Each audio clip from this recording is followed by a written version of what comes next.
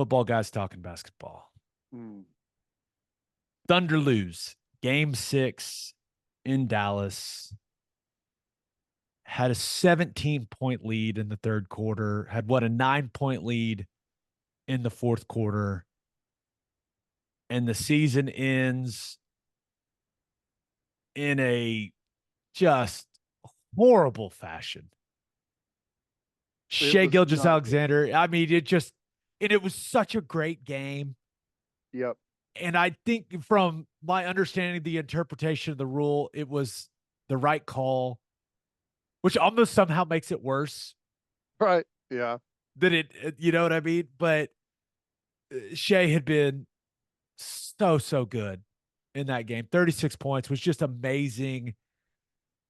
It's just a damn shame that that's how that game got decided. And Yep. I think it was the right call. It was extremely unfortunate. And credit to PJ Washington for hitting those 2 free throws. But Yeah. gross. That was an awesome game. And I think we all hated that it ended at the free throw line. Yeah. No, I totally agree.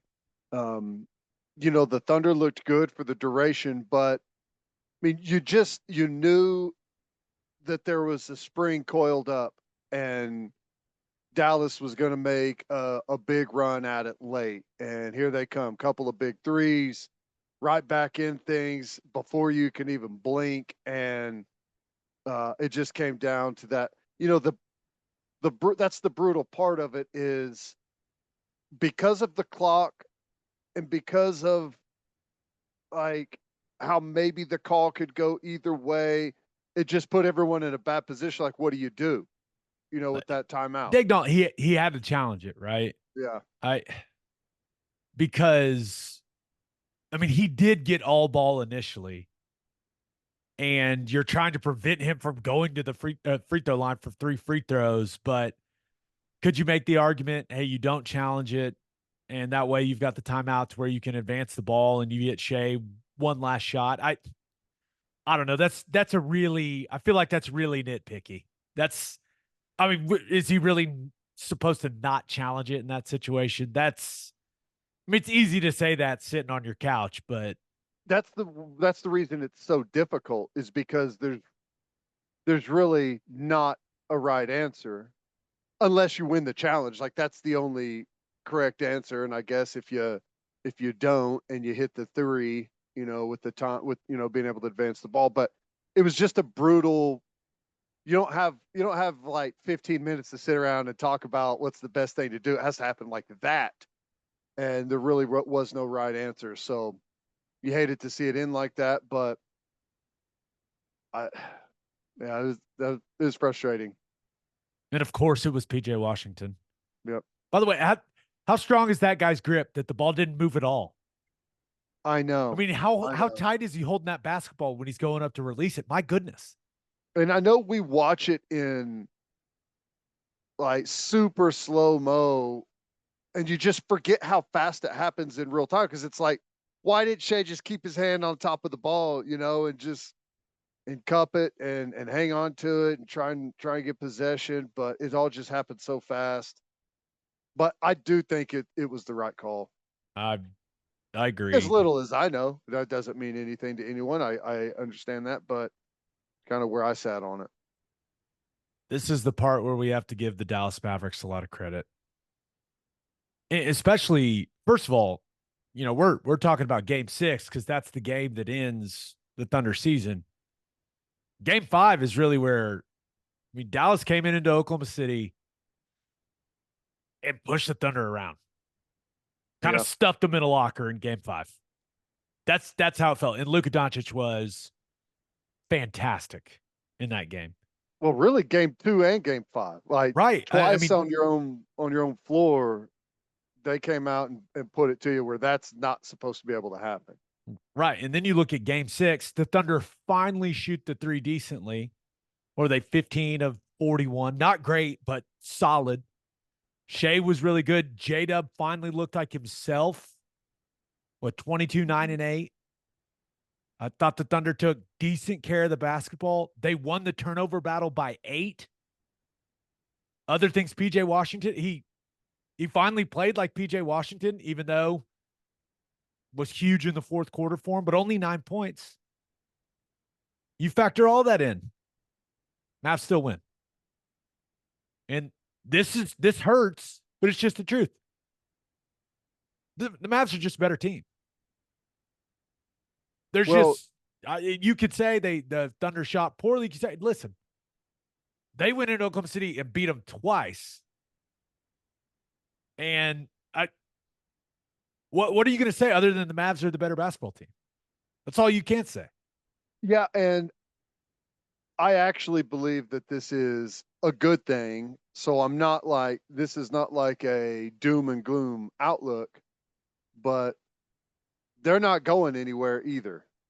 No. And it's this going to turn into the last run the Thunder had, it was, the San Antonio Spurs, Memphis, some of those heated series. Like, I think this is going to turn into a really, really intense rivalry. If Twitter is any indication, the back and forth between the fan bases, this is going to be really fun for like the next 3 to 5 years. Can the Sooner fan base withstand it? Can we stay together through? Well, the football unites us. Right. When it's time to be united, we'll be united. But yeah, OU fans just going at each other during this series. It was actually pretty interesting. I had all these people talking noise to me in my mentions. In every single one of their bios, it says like Boomer Sooner, and they followed me. I was like, why are these people? Oh yeah, they probably live in Dallas. It is, which made it kind of fun. But looking at the series as a whole, Mavs role guys just outplayed the Thunder's role guys. Yeah. Well, let me ask you this, like, there's nothing, but like roster wise, is there anything that you feel like it is just an absolute must that they need to address? They need to get a power forward that's got some strength, can do some of the dirty work on the glass, but can also shoot threes. I saw multiple people suggest they should draft Zach Edey. I will faint if that happens. That is, I just don't think he can play the way that they want to play offensively. That would shock me. I mean, completely shock me. But yeah, I don't really know. I'm not dialed into the draft class enough. Is that something they can address in the draft? Is it something that they can address more likely in free agency? Or are they going to have to make a trade? I also think that you got to remember that, how old is Chet now? What, 21? 21. He's going to grow into that, like, to some degree. Now, he's not going to turn into like Anthony Mason out there or anything, but he's going to continue to put size on and become more physical and be more acclimated to the playoff type of tempo and everything. So, but I am with you. I mean, that does feel like it's I wouldn't even say like it's glaring. Just a handful of small things happen differently in that series. And, we're talking about this team's built for a championship. So like the margins are very, very thin. There are some thin margins in that game 6. Yeah. I mean, some key moments late in that fourth quarter. It's like 7.5 minutes to go. Luka misses that floater. Lively, who was excellent for Dallas throughout this series and may have been the biggest difference maker in game 6. His energy, his effort. I mean, they absolutely destroyed the Thunder on the boards. And Derek Lively was a big reason why. And it's hard not to root for that guy with what he's gone through over the last couple months, losing his mom. So that is the point though. Like the role players, Dallas's role players outplayed Oklahoma City's role players. Oh, no doubt. PJ Washington was massive. Derek Jones Jr., 22 points in the closeout game, including, and this was it was one of those shots where you're like, maybe it's just not meant to be for the Thunder, where Jalen Williams blocks Luka, Ball goes to Derek Jones Jr. And or wait, he blocks it. Derek Jones Jr. gets it, kicks it to Kyrie. He shoots this pull up three, nothing but net. Shot clock expiring. Or it wasn't nothing but net. It hit the back iron and then it like dropped it. Yeah, it danced and Yeah, then it just fell in. boop. It was like perfect bounce. You're like, wow, really? And Like then everyone's where I was watching it, I couldn't hear the game. And when it bounced up and everyone just kind of stood under it, I was like, oh, maybe he didn't get it off or there was a whistle. I thought everyone just quit on the play when it was dancing on the rim. there's like a minute and 11 seconds left. Jada blocks Kyrie from the corner. It goes to Derek Jones Jr. He shoots a falling down fadeaway over Chet and makes it as the shot clock expires. And you're just like, really? Now, Shea went right down the court and buried a three, which was a huge shot. But that's one of those shots where you're looking at it going, hey, if Derek Jones Jr. is hitting that shot, what are you going to do? Yeah, it was crazy when Dallas was trying to make that run. Shea was still hitting everything. I mean, He's so he was good. just so silky, and it's a different spot on the floor every time. And it's like they're gonna keep hitting crazy shots, but he's not gonna allow them to close the gap. But it's too much. I there's so much to be excited about with the Thunder moving forward. I mean, there's just no doubt about it. I think Shea in this series proved that he is, I mean, he's a top five player.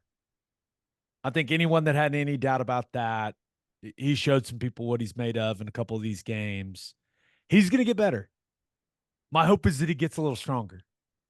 Yeah, I that's think I just think natural. some That'll yeah, I happen. think some added strength will be extremely beneficial for him. Chet's going to make a big jump between his first and second season. I expect J-Dub to make another jump. That's the thing is like we can't discount where this team is in their growth pattern. There's not a whole lot of teams in the NBA, like the core guys, that are like still ascending. Like these players have not reached their primes.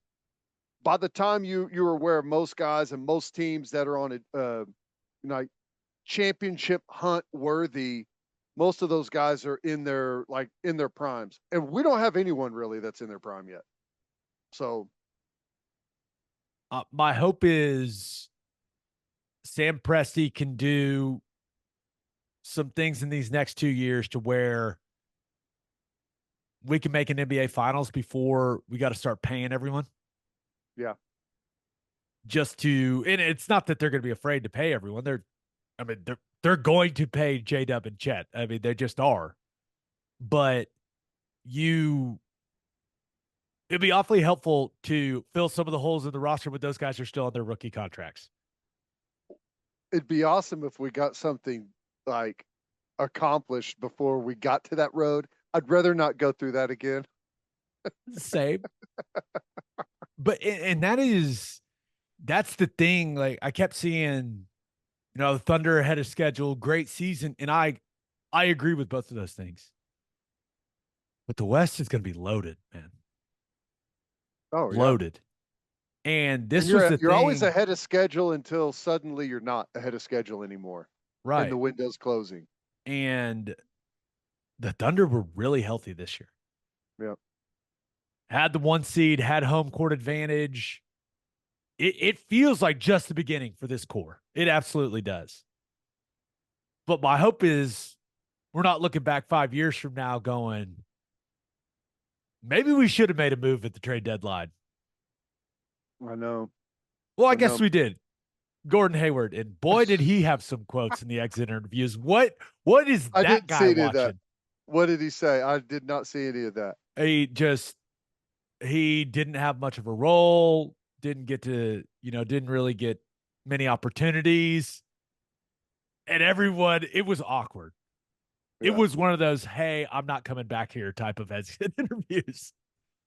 And meanwhile, Well, it was just such a contrast between what Shea and J-Dub and Chet and all these guys were saying, talking about the team, talking about how close the team is, all this stuff.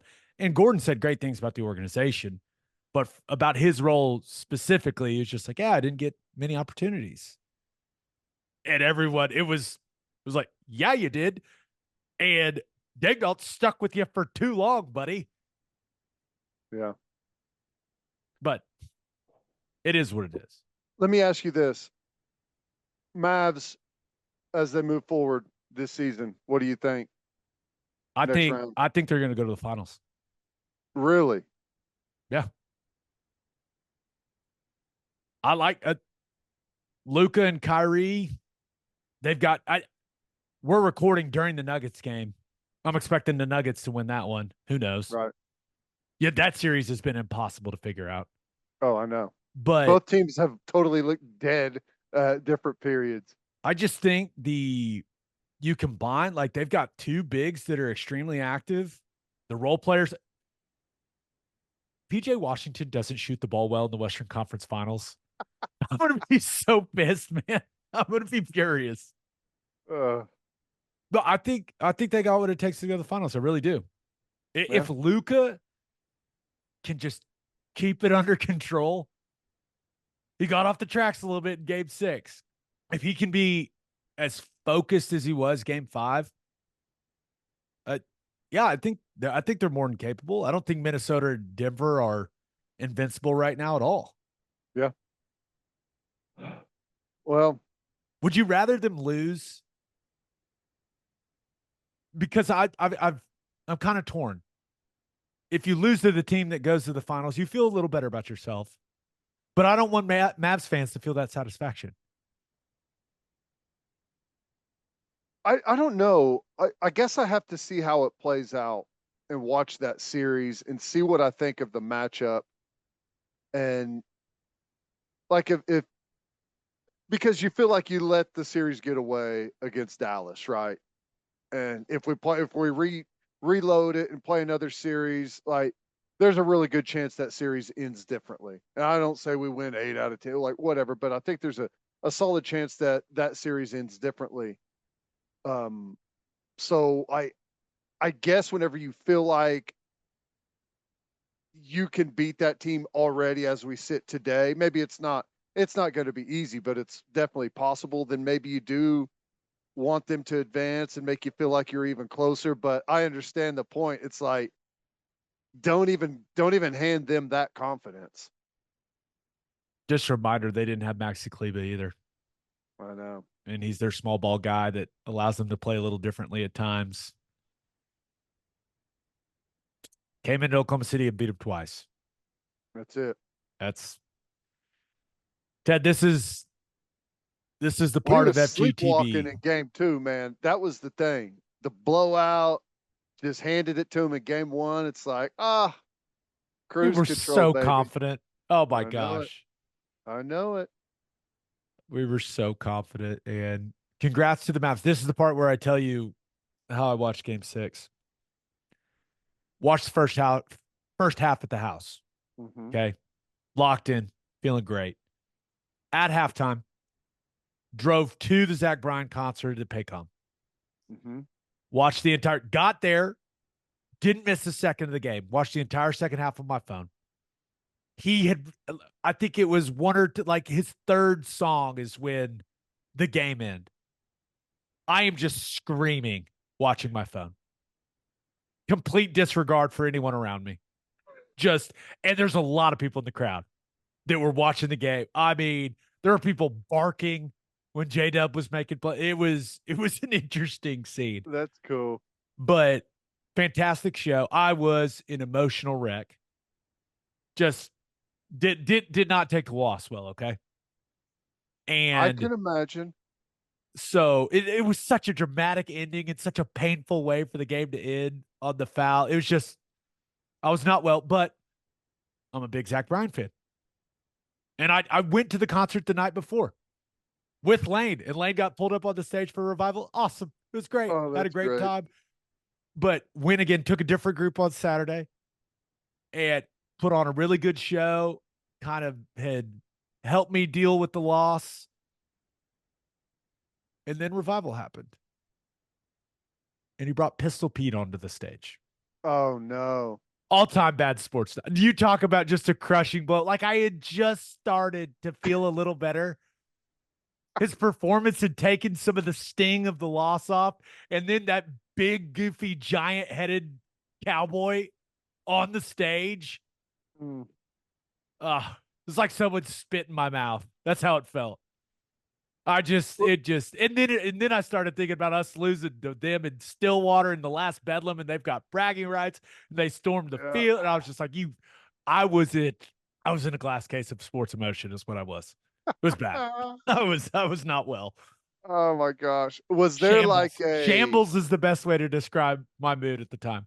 even though you were at a live concert, was there a collective groan that went through the crowd as the clock ticked to zero in the It was game? more like audible screaming. No. I can imagine the guys up there on stage were like, what is happening out there right now? I don't know if they had any idea. I thought they weren't going to come out until the game ended. I was like, maybe he's a Thunder guy. He's an Oklahoma guy. Yeah. Maybe he's a Thunder guy. Maybe he's watching the game. I don't know, but no. Oh man. It's just a bad sports night. Brutal. Squad gets eliminated, and then stupid cowboy mascot. Gosh dang it. Hey, there's always next year. Yeah, That's where we are. that's where we are. But hey, still very, very optimistic about where the franchise is heading. Very optimistic, but it hurts. I'm in pain. It's fine. It's fine. This is like the standard timeline. This is the timeline. You win the one seed was a little bit off, like that kind of changed the thoughts of the timeline a little bit, but they're on the right path. This is how it goes. Maybe them losing is just and that's something all these guys said in their exit interviews, except for Gordon Hayward. They all mentioned like, hey, we don't want to feel this feeling again. And, I'm Gotta going have to a do little taste of that failure, man. That's and Giddy, man, go watch Giddy's exit press conference. Oh man. I know, hey man, you got to hit shots, but the guy was in pain. Like it was one of those where you walked away from, you're like, damn. I don't know if it's going to be in Oklahoma City, but I'm rooting for that guy because you could tell he talked about like the ups and downs and like the dark place. He's like, some days I didn't want to get out of bed. It was pretty intense and pretty. So I think everyone was pretty mad at Giddy for not playing well in the series, and then we all heard that and we were like, oh damn, man, okay, yeah. we love you, man. Please learn to shoot, but we love you. let's stop talking about this. Let's winners and losers. Winners and losers. But first, go read the read, Ted. Oh, you grill masters, God, listen up. oh, the Mavs